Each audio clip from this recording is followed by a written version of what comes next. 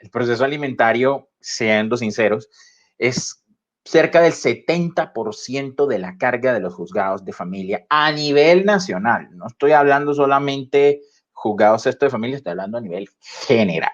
Entonces, como pueden ver, todas esas demandas de alimentos y por mandato del artículo 397 del Código General del Proceso, que una vez radicadas en un juzgado, todas las solicitudes de modificación de la cuota, ya sea incrementándola, disminuyéndola, exonerándola, le caen al mismo juez por virtud del 397, van a ser conciliables y de hecho es una de las temas más utilizados. Y siempre que llego yo como juez a una audiencia de los artículos 372, 373, 392, una de las etapas es la conciliatoria. Y en la etapa conciliatoria siempre hay que privilegiar un punto que me parece fundamental decirlo: generar confianza. Y generar confianza también implica cumplir lo pactado. Eso es importante tanto en centros de conciliación como en nosotros como jurisdicción. Si usted se compromete a algo, comprométase con algo que pueda cumplir. Comprométase con realidades, comprométase con honestidad. No es como suele suceder muchas veces en la jurisdicción, que por ejemplo quieren considerar una cuota de alimentos pero ofrecen unas cifras irrisorias o unas cifras que no son reales, porque siempre se va a solicitar, bueno, ¿dónde está la capacidad económica de la persona que debe dar alimentos? Se va a oficiar, se decreta el embargo, etcétera, etcétera, en materia jurisdiccional. En cambio, en sede conciliatoria, pues tienen la ventaja de que pueden hacer ese acuerdo, pero obviamente tiene que ser un acuerdo plausible, tiene que ser un acuerdo que sea coherente con las realidades de la persona. A veces uno de los tantos puntos por los que fracasan muchas conciliaciones, tanto en sede administrativa como en sede jurisdiccional, es porque se concilia con base a mentiras y eso es muy feo. Por ejemplo, aparece esa persona que dice, no, es que yo sostengo a mi mamá, a mi papá, a mi hermano, a mi tía, a mi primo. ¿Y los hijos qué? Si los hijos tienen prioridad constitucional, inclusive si son menores de edad. Eso tiene que tenerlo claro una persona al momento de conciliar. Eso por una parte. Y otro punto que sí me parece importante que quede claro es que las obligaciones alimentarias son de una importancia tal que cualquier error en esa conciliación va a repercutir más adelante en problemas mucho más graves. Y por eso también hay que diferenciar que en materia jurisdiccional, algunos temas que se logren conciliar en centros de conciliación cambian la vía jurídica a la cual acudimos. Si, por ejemplo, se consolida un acuerdo en materia alimentaria, ya yo no tengo que ir al proceso declarativo de alimentos, salvo que quiera modificar la cuota por alguna razón, sino que ya voy al ejecutivo. Es decir, ya no tengo que esperar que un juez me diga, sí, usted tiene derecho a alimento, sino que ya, con base en ese acuerdo, puedo presentarlo y prestar mérito ejecutivo. Es una vía diferente.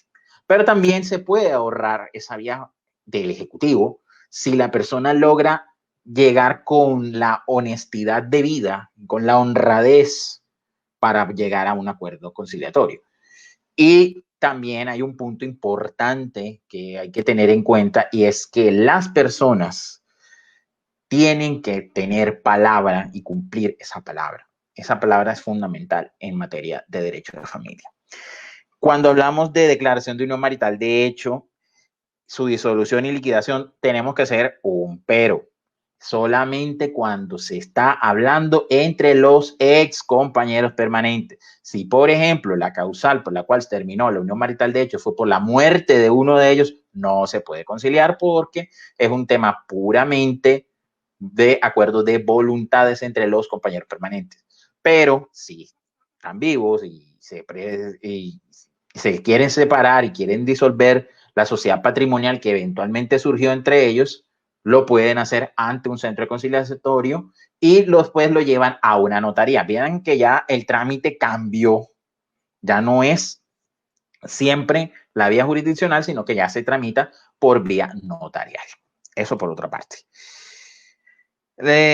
Otro punto que también es importantísimo tratar y que es de los más polémicos que tenemos nosotros en la jurisdicción es sobre el régimen económico del matrimonio y derechos sucesorales.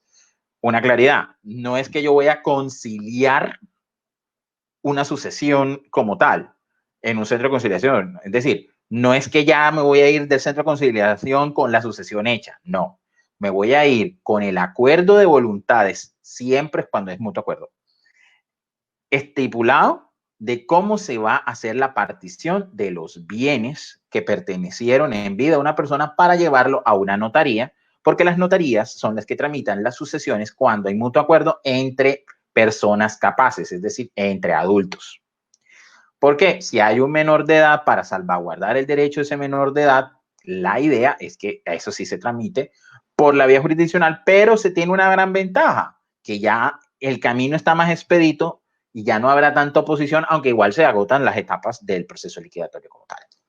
Bueno, otros aspectos que me parece fundamental tener en cuenta para hablar las diferencias entre el proceso jurisdiccional y el proceso en centros de conciliación, que es importante, y es que todos los acuerdos en materia de alimentos constituyen cosa juzgada formal y prestan mérito ejecutivo.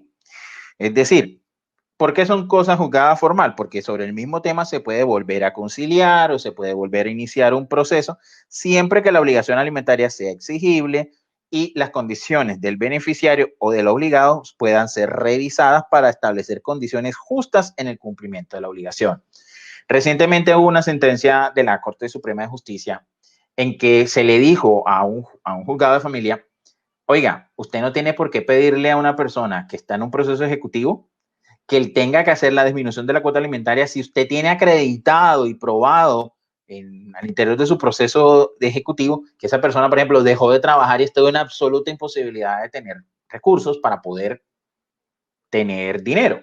Entonces, esto nos da también una idea clara de que este tipo de controversias se pudieron haber resuelto si se llegan a un centro de conciliación y, como les digo, se genera la confianza en que lo que se acuerde ahí se va a cumplir.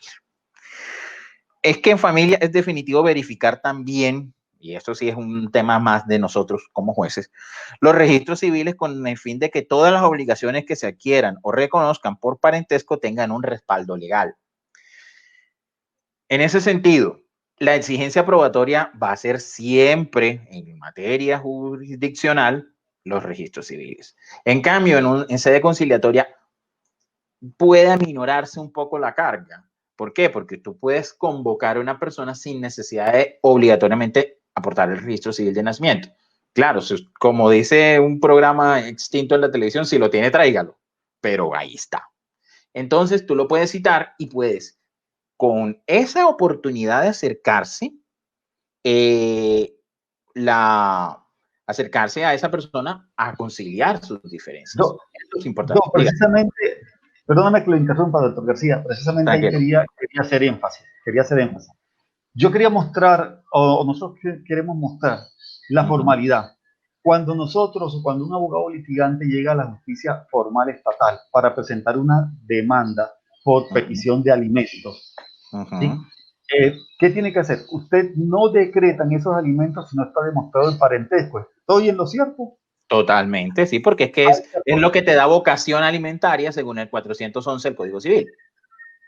Y así es, y estamos totalmente de acuerdo. Eso en la justicia estatal, en la justicia formal estatal, en la justicia ordinaria. Pero miren la justicia alternativa. María convocó a José y dijo, de una relación extramatrimonial o una relación sí, matrimonial o extramatrimonial, como sea, nació este niño. Pero voy a ponerlo un poco más complejo. De una relación extramatrimonial nació David. Y yo quiero que Juan, que es el papá, le conceda los alimentos o le reconozca alimentos. Nosotros en los centros de conciliación sencillamente recibimos el formato, citamos al señor Juan, citamos a la señora María y si el señor Juan decide, sí señor, yo le voy a otorgar los alimentos y le puedo dar 700, 800 mil pesos mensuales para cuota alimentaria para el menor, es totalmente válido. Acá en los centros de conciliación no necesitamos prueba. Usted no necesita probar absolutamente de que el señor, de tener un registro civil de nacimiento o un registro civil del niño para demostrar que Juan es el padre. No. Aquí hemos citado al señor Juan, y el señor Juan tácitamente está reconociendo, mire, yo soy el padre, sencillamente quiero darle alimentos a este menor. Ese acuerdo conciliatorio es totalmente válido. Mientras que en la justicia, lo estoy entendiendo, mientras que frente a ustedes, frente a los juzgados civiles, frente a la justicia formal estatal, no, yo necesariamente para poder obtener los alimentos debo demostrar que el señor Juan es el padre de el menor. Si no demuestro eso, no tengo derecho a esos alimentos y el juez sencillamente no me los va a decretar. Sí. De hecho, vamos a hacer mención en ese punto.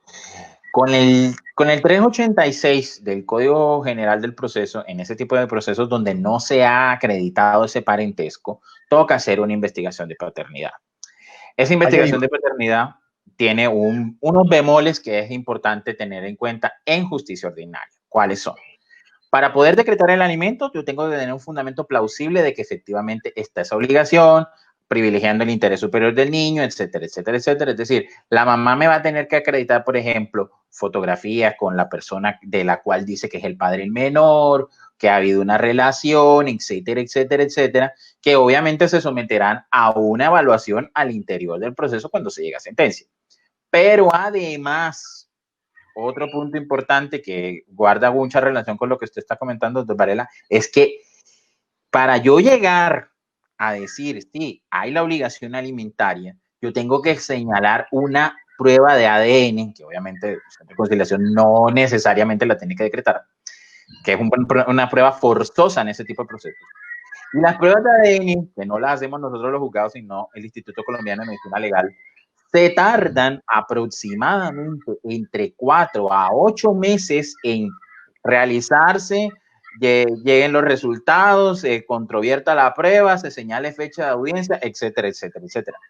Y además con un agravante, que muchas veces el contrato que maneja Medicina Legal e ICBF para estas pruebas no se suscribe a principios de año. O sea, casi siempre, por ejemplo, después de cierto periodo en diciembre, hasta bien entrado marzo o abril, de hecho este año el contrato se firmó en abril, quedamos sin fechas para señalar fechas de audiencia. O sea, si yo no tengo la prueba de ADN, no puedo señalar una sentencia donde se defina todo esto. En cambio, en un centro de conciliación, si llega nuevamente generando confianza y con honestidad, las partes pueden acordar, bueno, podemos hacernos esa prueba en un laboratorio privado, pagamos nosotros, se verifica si efectivamente es o no el menor, y si ya está la prueba de ADN donde está el resultado, que sí, que es el papá, bueno, listo, le damos la cuota alimentaria. Mucho más sencillo. Pero míreme algo mejor, ¿no? Es que acá en el centro de conciliación la persona puede, vamos, la señora María, llega y convoca al señor José. Miren, yo necesito que el señor José le otorgue alimentos a mi menor hijo Juan David porque él es el papá. No está reconocido siquiera. En el primer caso, ok, tiene el registro civil, pero ni siquiera lo aportamos, no lo necesitábamos nosotros. Pero ahorita en este ni siquiera está reconocido el niño.